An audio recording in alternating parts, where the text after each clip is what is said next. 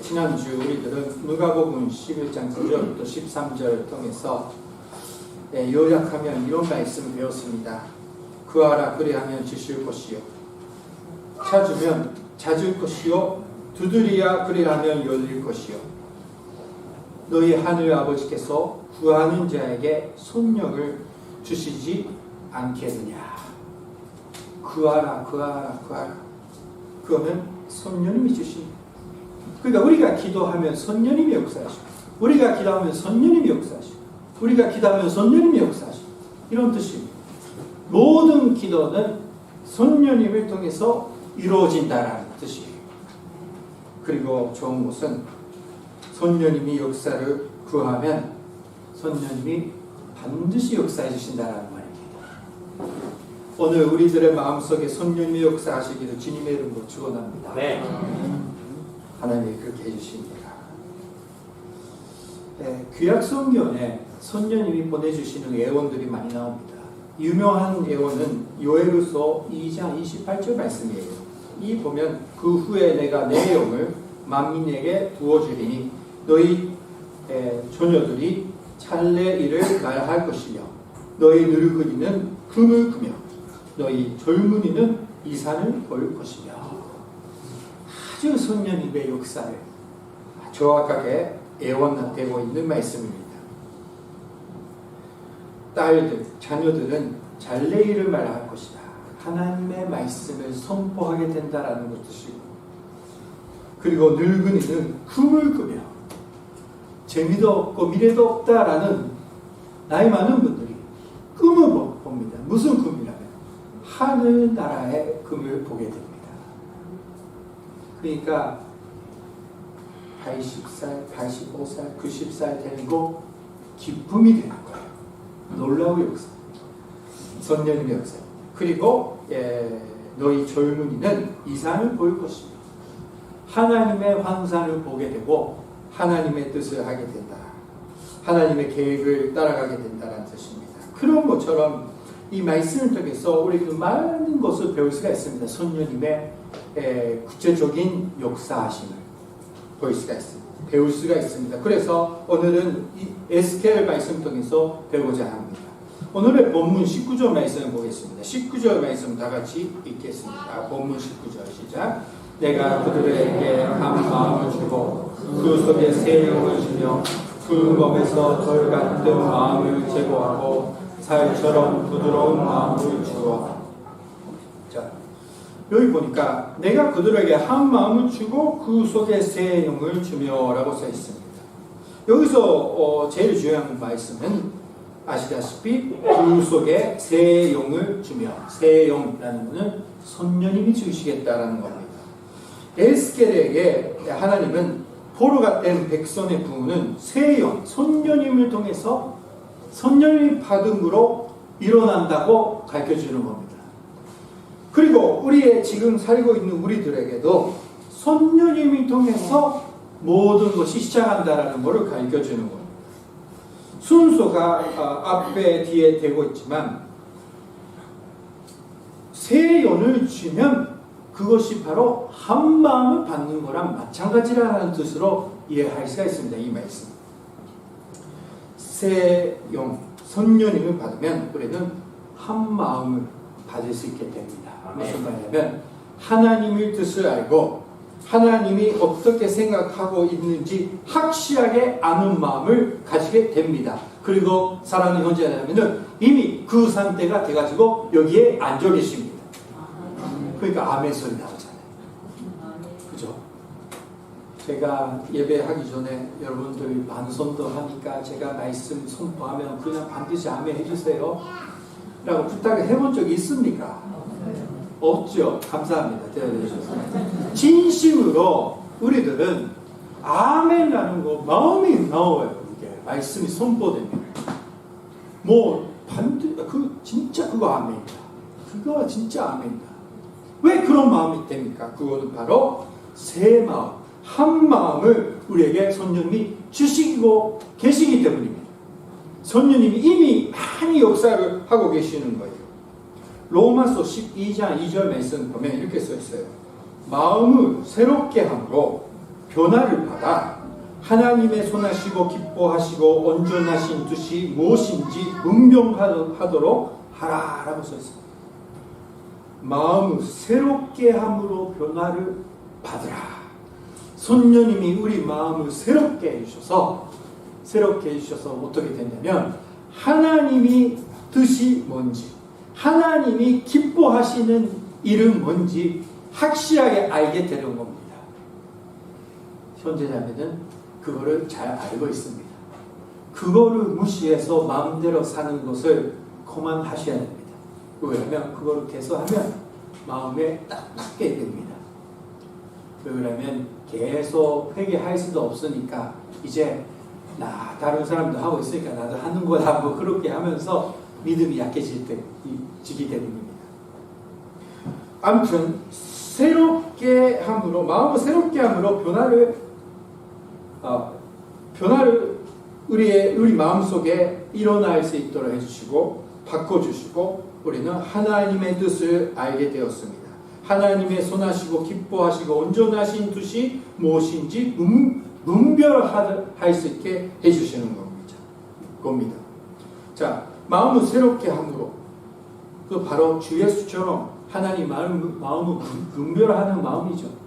예수님처럼 하나님 마음을 분별하는 마음입니다. 문제는 그 분별을 하고 나서 그거를 순종할 수 있느냐 없느냐. 그거는 다른 이야기입니다. 선생님이 그거를 도와주셔야만 할 수 있고 우리도 결심하셔야만 할 수가 있습니다.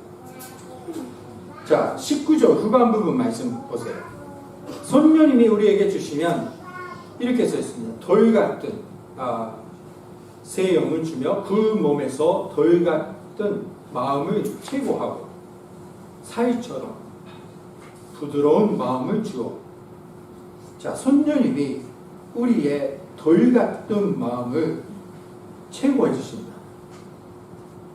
그거를 없게 해주신다라는 말. 이거는 돌 같은 마음이라는 깜빡하고 완고한 마음입니다. 무슨 말인지 아시죠? 변함이 없는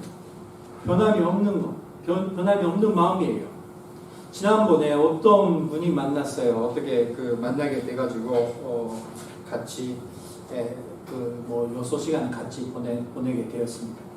그분이 교회 안 다니시는데 이제 은퇴돼서 생활을 하시는데 뭐 하고 계십니까? 하니까 아침에 일어나서 12시가 되면 술 먹기 시작한대요. 그래가지고 이제 오후 5시, 6시 되면 이제 졸리잖아요. 그러니까 자고 아침에 일찍 일어나가다가 계속 가만히 있다가 또 12시 되면 술 먹고 매일 사신대요. 그러나 그분이 저한테 자랑하시더라고요. 선생님, 제가 이렇게 술 먹어도 건강해요. 하니까 그거는 자랑하는 거 아니에요. 그게 언젠가 병 걸려서 언젠가 아파질 겁니다. 그러니까 간을 쉬는 날을 만들어야 되니까 주일날을 교회 오시면 좋겠다. 당신 다 공짜로 탈 수 있잖아요. 버스, 지하철. 공짜를 타가지고 아침에 오면 술 먹겠다 하는 12시에 바로 기도하고 있을 때니까. 교회 예배가 나오면 이제 술도 안 먹고 간도 쉴 수 있고 좋겠냐 아니야 했어요.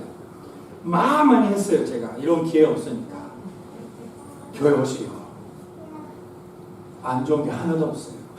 그리고 하나님이 그 마음을 채워주셔서 술 없이 살 수 있게 해주십니다. 그러니까 오십시오. 했어요. 많이. 만날 수 기회가 없을 것 같아요. 안 하셔요. 그렇게 얘기해요. 제가 부드럽게 열심히 말했어요. 기도하면서. 그렇게 좋은 게 없고 그리고 사람들이 만나게 되고 또 교포거든요. 그분이 교포 할아버지인데 교포들이 모이니까 얼마나 좋아요. 그렇게 막 얘기하고 얘기하고 했는데 좋은 사람이에요. 사실은 좋은 사람이니까 웃으면서 그럴까요 했는데 안 나오시네요. 왜 그러면 그 마음이 이제 깜빡하고 완고한 마음, 이제 돌 같은 마음이기 때문에 옮기질 수가 없는 겁니다. 사랑하는 여러분, 우리가 예수님을 믿을 때 돌 같은 마음을 바꿔주셔서 부드럽게 해주셔서 이제 우리는 하나님을 믿을 수 있게 되는 겁니다. 그렇잖아요. 그리고 오래 믿는 분들은 오래 교회 다니니까 또 마음이 딱딱하게 됩니다. 하나님만 바라보면 되는데 사람들이 바라보게 되니까. 그러니까 성령님이 또 역사해 주셔서 우리의 마음속에서 돌 같은 마음을 제거하고 살처럼 부드러운 마음을 계속 주시는 거예요. 자, 그러면 문제는 우리는 그 성령님의 역사하심을 알고 기도하느냐랍니다. 우리 첫 번째 보았잖아요. 구하라 그리하면 주실 것이요라고 배웠잖아요. 오늘 우리가 그거를 성령님의 역사라는 걸 배워가지고 성령님이 내 마음을 부드럽게 해주세요. 돌 같은 마음이 되어버렸어요. 부드럽게 해주세요. 그렇게 기도하면 이제 부드럽게 성령님이 해주십니다. 그렇게 기도하는, 그리고 그런 부드러운 마음을 가지는 여러분 되시길 주님의 이름으로 축원합니다. 자, 왜 성령님은 우리들의 돌 같은 마음을 채워하실까요? 계속해서. 왜냐면 20절 말씀 보면 금방 알게 됩니다. 20절 말씀 다 같이 읽겠습니다. 20절 시작.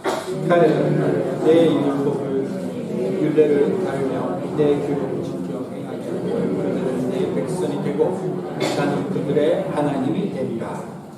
자, 내 율례를 따르며 내 규례를 지켜 행하게 하리니. 무슨 말이냐면 말씀을 순종해서 행동할 수 있는 사람으로 바꿔주신다라는 겁니다. 왜 말씀을 순종하게 만들어주냐? 뭐 설명 필요 없지만 거기 안에 제일 큰 은혜는 우리들의 죄 노예 생활에서 해방시켜 주시는 은혜가 있습니다. 말씀을 순종하면 우리의 자기 중심에서 해방시켜 주시는 은혜가 있습니다. 말씀을 순종하면 우리 원망하고 미워하는 사람을 용서할 수 있는 마음으로 바꿔주십니다. 은혜만 있어요. 말씀 순종은. 그리고 말씀 순종하는 자에게 채워주십니다. 필요한 거 다. 그래서 성령님이 우리의 돌 같은 마음을 제거해 주시고 계속해서 말씀을 순종할 수 있게 만들어 주시는 거예요. 그래서 성령님이 우리 마음을 이제 부드럽게 해주시는 겁니다. 오늘 그 은혜를 내가 받을 수 있도록, 우리가 받을 수 있도록 주님의 이름으로 축원합니다. 가라디아서 5장 1절 말씀 보니까 그렇게 써 있습니다. 5장 1절 가라디아서 5장 1절 그리스도께서 우리를 자유롭게 하려고 자유를 주셨으니 그러므로 굳건하게 서서 다시는 종의 몽매를 내지 말라. 우리를 해방시켜 주시는 거예요. 다시는 그 세아를 또 안 들어가도 되는데. 그러니까 성령님이 부드러운 마음을 우리에게 주셔서 계속해서 말씀을 묵상하면서 말씀을 생각하면서 살 수 있게 해주세요라고 기도하는 우리가 돼야 되는 겁니다.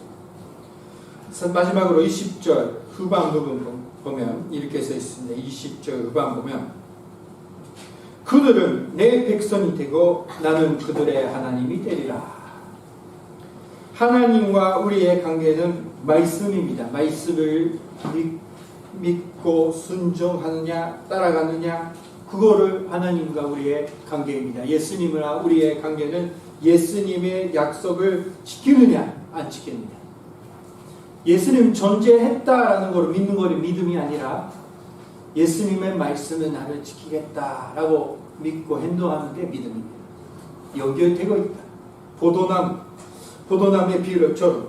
자, 그런 것처럼 우리가 성령님의 역사를 통해서 이제 하나님 백성이 되고 하나님의 백성으로서 살 수 있게 되는 겁니다. 그래서 하나님은 그들은 내 백성이 되고 나는 그들의 하나님이 되리라고 말씀하시는 거예요. 자, 이사야 65장 18절 말씀 보면 이렇게 써 있습니다.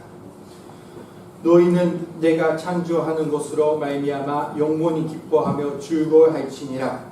보라, 내가 에루살렘을 즐거운 성으로 창조하며 그 백성을 기쁨으로 삼고. 무슨 말이냐면 성령님을 통해서 우리들의 부드러운 마음을 주셔서 하나님이 백성 되는 목적은 우리가 영원히 기뻐하며 즐거워하면서 살 수 있게 해주시는 거예요. 자, 이런 은혜를 가질 수 있도록 성령님이 오늘 우리 한 사람 한 사람 마음속에 역사해 주셔서 부드러운 마음을 주셔서 이제 하나님 뜻을 알고 말씀을 순종할 수 있는 마음, 다시 한번 새롭게 되는 사랑하는 형제 자매들 되시기를 주님의 이름으로 축원합니다. 네. 기도하시겠습니다. 여기까지 하시겠습니다.